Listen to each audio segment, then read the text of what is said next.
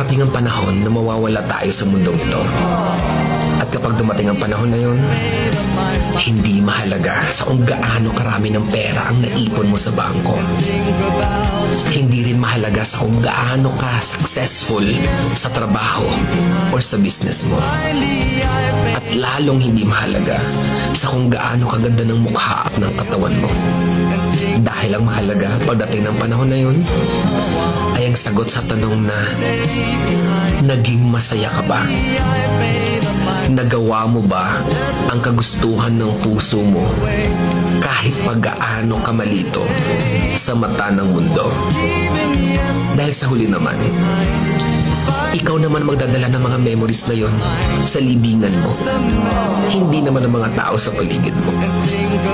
So make sure na bago pa dumating ang panahon na aalis na tayo sa mundong ito, siguraduhin mo sa sarili mo na magiging masaya ka at magagawa mo ang kagustuhan ng puso mo kahit pag-aano ka kontra ng mga tao sa mundo.